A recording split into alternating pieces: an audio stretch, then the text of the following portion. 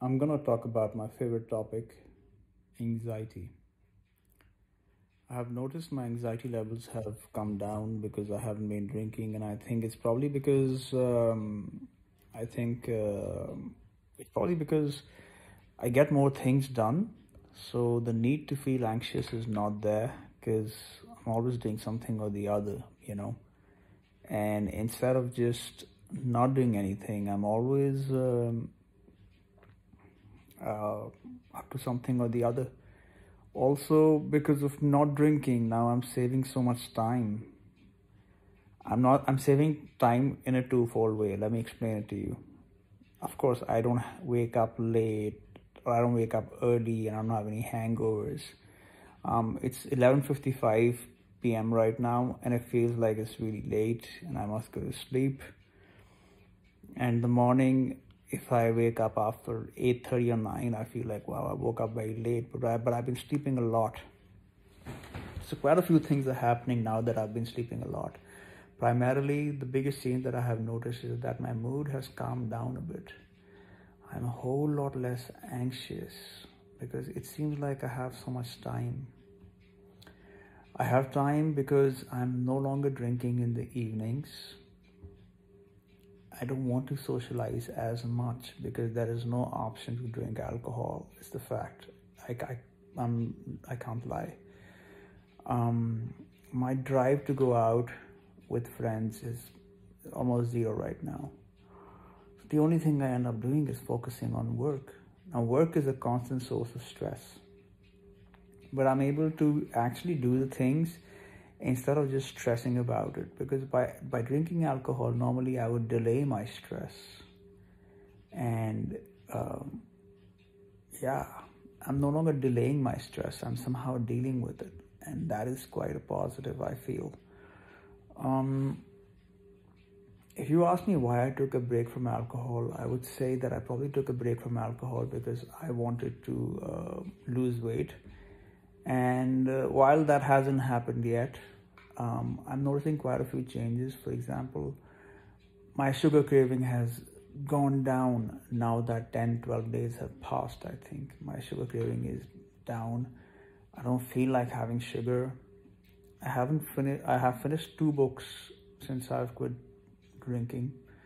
So at least once a week I end up reading a book. Besides reading, I feel I'm working out more often. Like today, I literally worked out for 47 minutes at the gym. I walked to the gym, walked back. I'm not including that. 47 minutes at the gym at the shoulders. And it was a very good workout. Normally, I would, if I'm drunk or hungover, I would skip it, skip the gym, skip work. But there has been no skipping of work. I've been going to work every single day. And that's quite a revelation for me. I know this video is going to be very jumbled up, so please bear with me. I want to get all these points across and I want all of you to watch this and tell me what you feel about it. Do you feel disabled by alcohol? Because there's this terminology called a functional alcoholic and a dysfunctional alcoholic. And there's no prizes for guessing what kind of alcoholic I was. I wouldn't work out, I would sleep less. My anxiety would be up and down. Yes, I had certain bursts of energy after drinking. I would keep planning about whether I should drink or not. Even today, in fact, when I was driving back home, my heart was leaping out of my heart was leaping out of my chest and saying, dude, you have to drink today, man. It's very funny. Maybe not funny, maybe tragic. So what was happening is that I felt like drinking, man. I was like, dude, forget about this. And you know what I felt like drinking a lot, guys? Like yesterday it was beer. Like I was dying to have beer. But today I felt like having a Red Label. And I was like, yeah, man, that's just what I need in my life right now. I need the Red Label to, hit my esophagus and hit my, and now that I'm talking about it, I'm thinking about it again. But on the way back home, I was like, yeah, man, like my heart was coming so much out of my chest that I told myself, okay, you calm down. We're going to go have a drink. So for 5 minutes, I was okay, knowing, okay, I'm going to drink. But as soon as I reached home, you know what I did, dude? It's medicine I have, okay? I put 10 ml of that in a glass of water and I drank that. And with that went away my desire to drink, I think. It's supposed to do that. It's supposed to help you not drink on days you really want to drink. And I know this was kind of late in the day, around 7 p.m., but definitely it made me not want to drink, which is good, I guess. So that's one good thing. Apart from that, you feel a bit depressed sometimes. Like randomly, I start feeling a bit depressed. I'm a little short-tempered at times. I get agitated. I feel like finishing more tasks. I save time because I no longer spend my evenings drinking. I save time because I have more time to sleep. And because I have more time to sleep, I think I employ my day much better. I end up going to the gym more often. I won't say I'm on time every day, but there can be days where I can be on time. Like I sleep on time. Excuse me for that, guys. I wake on time. I don't really feel like I'm missing out on much. In fact, I feel I'm gaining more things than I'm missing out on. Also, work is great. It's really great. And the industry is bouncing back, and I can't complain about anything, man. Because every day, it's good, and I really feel there's some divine intervention happening in my life. I feel as though every single month or time I go sober, right? Like, I think my finances improve substantially. I would say the difference between the months, but actually that's bullshit. I drank all of Feb, and Feb was a very good month. Somehow, I don't know how. But March is way better. I think if Feb was, let's say, X, March will be 1.4X, which is awesome, dude. That's a 40% jump. So far, anyway. Another thing I noticed is that when I don't drink, I end up eating a whole lot less. So I won't have kurkure. I don't have any desire to have kurkure. I won't have popcorn. I don't have any desire to have popcorn. I don't feel like eating sugar is bad. Yes, there are days I feel like I'm missing sugar because of alcohol. Have I lost any weight? I just lost a kilo. Maybe a kilo or 2 kilos. 2 kilos you can say I've lost. But my frequency of going to the gym is getting back. So the engine is started. And hey, if I remain sober for another month, which is at least the plan, I guess I'd love to get back into some shape. There was oh my God, my arm looks so small. I shouldn't show you that.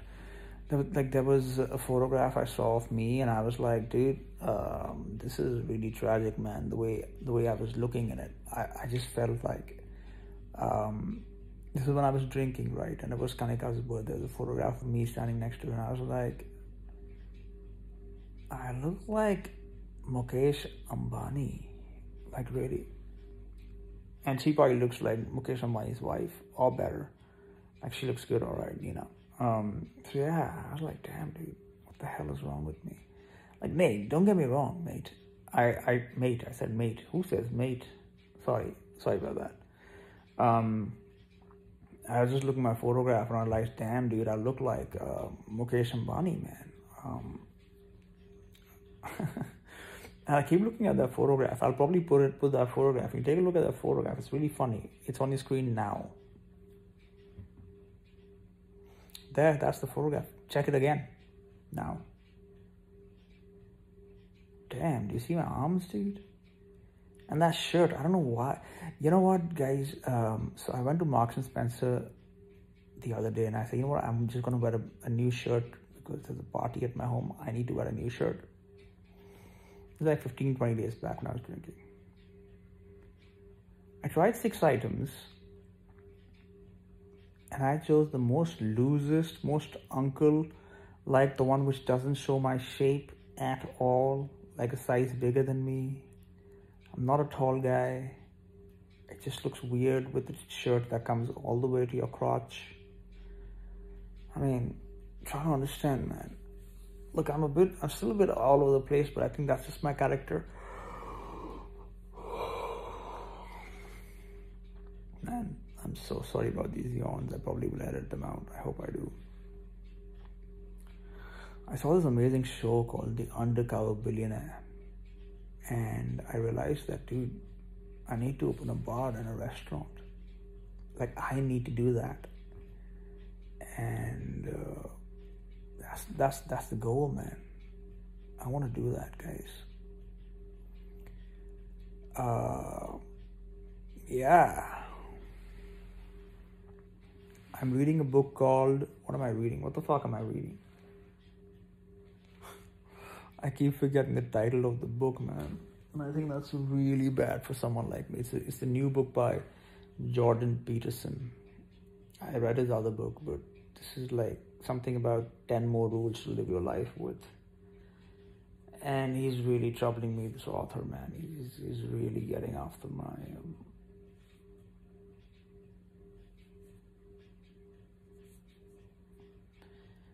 So the book by Jordan Peterson, I'm just waiting for it to load, guys. Forgive me for the wait. It's called Beyond Order. So I'm going to read a random page, okay? And you tell me what you think about this guy, okay? Because I think he's nuts. I'm nuts. He's also nuts. Ow, that hurt. I'm not as cool as I think I am. Okay? We can watch the actions of a living creature, animal or human, and then imitate them, translating our perceptions of their movements into new movements of our own. We can even generalize some imitative acts, catching the spirit of what or whom we are observing, and producing new ways of seeing and acting that are in some manner similar to that spirit. This is part of what makes up the basis of deeply embodied, illicit knowledge that forms so much of the basis of true understanding. We can also observe someone act or something occur and write down what we see, translating action into language that outlasts its utterance, and then communicate it later in the absence of what or whom is being described. Finally, and most mysteriously, we can imagine and then act out something that has simply not been seen before, something that is truly original, and we can code and represent all that ability, adaptive action, and its transformation in the stories we tell about those we admire, as well as those we hate. And that is how we determine who we are and who we could perhaps become. Stories become unforgettable when they communicate sophisticated modes of being, complex problems, and equally complex solutions that we perceive consciously in pieces but cannot fully articulate. It was for this reason, for example, that biblical story of Moses and the Israelites exodus from Egypt became such a powerful touchstone for black slaves seeking emancipation in the United States. Go down, Moses, way down in Egypt land. Tell, O Pharaoh, to let my people go. The biblical story of Exodus is properly regarded as archetypal or paradigmatic or foundational by psychoanalytic and religious thinkers alike, because it presents an example of psychological and social transformation that cannot be improved upon. It emerged as a product of imagination and has been transformed by constant collective retelling and reworking into an ultimately meaningful form that applies politically, economically, historically, personally, and spiritually, all at the same time. This is the very definition of literary depth, something that reaches its apogee in certain forms of ancient traditional stories. The fact of that depth means that such accounts can be used diversely as a meaningful frame for any process of profound change experienced by an individual or society, stable states, descent into chaos, re-establishment of stability, and can lend that process multidimensional reality, context, powerful meaning, and motivation. Are you still there? Thanks, man. So, sorry, I was reading without my glasses. That's why I couldn't read that well, I guess.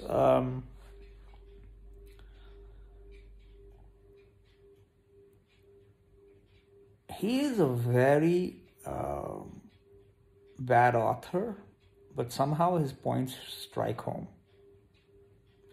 There's a lot of biblical references in his book and about Christianity, and I have to read the Bible, man. I have to read the New Testament and the Old Testament because I like Christianity as a religion, man. And I like what it dictates, and it gives you a sample to live your life with. I know a lot of you henchmen are going to come at me and be like, you should read the Bhagavad Gita. You should read the Quran. You should read the Guru Granth Sahib. And I get it. You're all right. I should read all of these scriptures, but I'm talking about Christianity right now, so don't try to come in and spray your opinion on me. Going back to alcohol, I don't know, man. The problem is I'm always in two minds. So if I really quit for good, I think that'll be so much better. Other good things that have happened is that I've started eating and enjoying my food a little more in the absence of alcohol. Also, waking up on time. Mornings are so good, are so religious. I find mornings a very peaceful, personal time, And if I wake up with a hangover, I think I'm not doing any justice to my morning. My reactions are very defensive when I'm hungover. So that's something to think about, guys. Talking about anxiety, I really feel alcohol somehow creates an alcohol relief system or a pain relief system. Like you having alcohol is like a pain and pleasure principle. Supposing you're feeling pain, you have alcohol. Supposing you're feeling pleasure, you will have more alcohol to feel more pleasure. So it's like you want to be in a straight line where you're always drinking. At least that's for me, man. I want to drink 4 times a week. And I want to be hungover 3 times a week.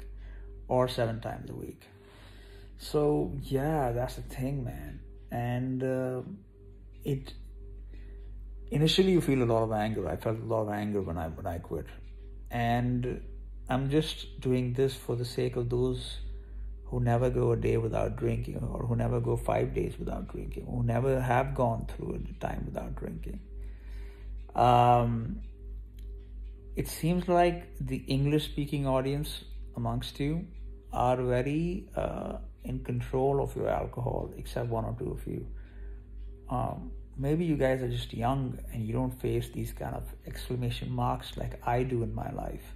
I guess if I was working, I'd probably want to drink on the weekends and not drink in the weekdays. But that's kind of like slavery, man. I'm not saying working is slavery, but slavery to alcohol if you're living that kind of that kind of doggy existence.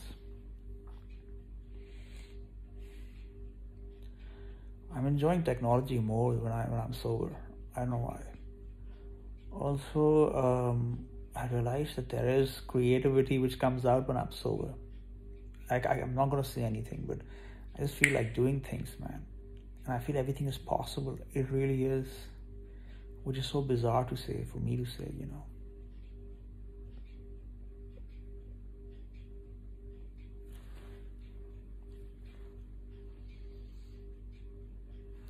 How might an unforgettable story come to be? What might precede its revelation? It is at the very least the consequence of a long period of observation. Imagine a scientist monitoring the behavior of a wolf pack or a troop of chimps, any group of animals. He attempts to identify regularities in the behavior of the individuals and the group, and to articulate those regularities to encapsulate them in language. The scientist might first relate a series of anecdotes about animal actions emblematic of the general behavior of the species. He might extract even further, attempting to generalize anecdotes with rule-like descriptions. I say rule-like because the animals are not following rules. Rules require language. Animals are merely acting out regularities. They cannot formulate, understand, follow rules. But human beings, we observe ourselves acting, as scientists might, more accurately as a storyteller might. Then we can tell the stories to each other. The stories are already distillations of observed behavior. If they are not distillations, they will not be interesting, relating a sequence of everyday actions does not make a good story. Once the story is established, we can analyze it, looking for deeper patterns and regularities. If that analysis is successful, we can generalize across anecdotes with the formulation of rules, and then we can learn consciously to follow those rules. Here is how this might happen. We all react judgmentally when a child or adult, or indeed a society, is acting improperly, unfairly, or badly. The error strikes us emotionally. We intuit that a pattern upon which individual and social adaptation depends has been disrupted and violated. We intuit that a pattern upon which individual... We are annoyed, frustrated, hurt, grief-stricken at the betrayal. This does not mean that each of us reacting emotionally has been successful at articulating a comprehensive philosophy of good and evil. We may never put our finger on what has gone wrong. However, like children unfamiliar with a new game but still able to play it, we know that the rules are being broken. Something precisely like this is portrayed in the biblical story of Exodus, this ancient account of the flight of the Hebrew slaves from their Egyptian masters. Moses, who leads the escaping people, is continually called upon by his followers to draw very fine moral distinctions when they struggle with one another and seek his advice. In consequence, he spends a very long time observing and contemplating their behavior.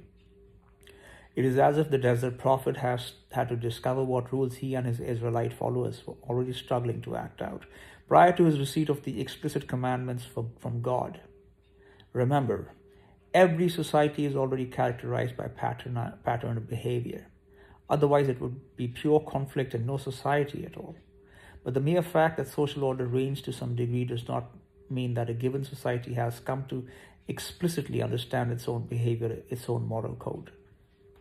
But the mere fact that social order reigns to some degree does not mean that every given society has come to explicitly understand its behavior. It is no accident that in the story Moses serves as a judge for his followers and does so with sufficient duration and intensity to exhaust himself before he receives the 10 commandments. This book is really interesting. When I read it loud, it is not interesting otherwise. So, oftentimes, you know what this author can do? He can make me act out. I also realized that there are some battles you must lose in life, but don't let that get you down, because it is important to win the war, not the battle. Where did I hear this? Oh yeah, on a podcast, Mindset Mentor. I don't know if I've ever mentioned it to you guys, but I listen to Mindset Mentor. It's a great podcast. Sometimes he's a bit irritating. Like he becomes Miss Too Goody Two Shoes, and that can be annoying every now and then. I will end this video when it's 30 minutes. I'm wearing my Invisaligns, liners. That's why I'm talking weird.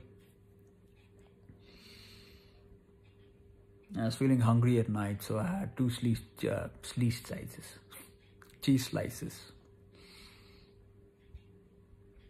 I tried to watch a film today and I couldn't sit through it, man. I sat like 10 minutes into it. The Trial of Chicago 7. And that's a shame because Joseph Gordon is one of my favorite actors. I don't care much about the rest of the cast. That guy from Bruno, don't care about him. The other guy from My Fair Lady or whatever that film was, cross-dresser, don't care about him. He's alright though.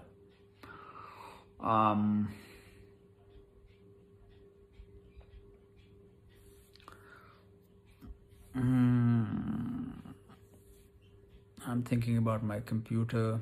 I'm thinking about tomorrow being a Thursday. I think it's a Thursday. You know, time passes. It's a Friday, thank God. Time passes really slowly when I don't drink. Like every day is like 2 days. And I kind of love that, you know. So guys, if you want to watch Undercover Billionaire, I'm going to just throw a link in the description. You guys can probably check it out. Is my wife happy that I'm not drinking? I think she is. I think she feels that I need to do this because she agrees I've become fat. She also feels that I kind of become completely indisciplined, you know, when I am drinking and I have no control.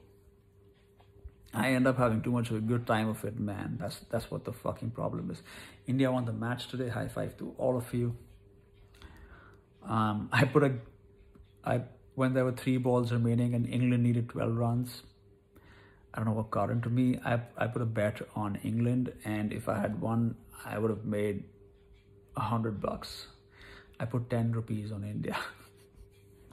So yeah, on England, sorry. 10 rupees on England. So if England had made those 12 runs, I'm so happy I lost, man. Even if it was $100, I'm happy. I would have been happy to lose.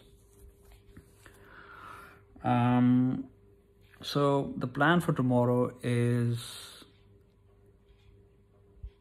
I might skip gym because I worked out 3 days in a row, and I did shoulders and cardio and back and biceps recently. So I might skip gym tomorrow.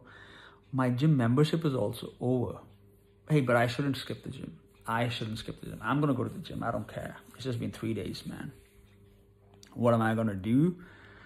Dude, I'll probably just do, 50 push-ups and 50 pull-ups and 20 minutes of the cross trainer. But that'll make me very powerful, man. And I need to get my power back. Slowly, I'm getting it back.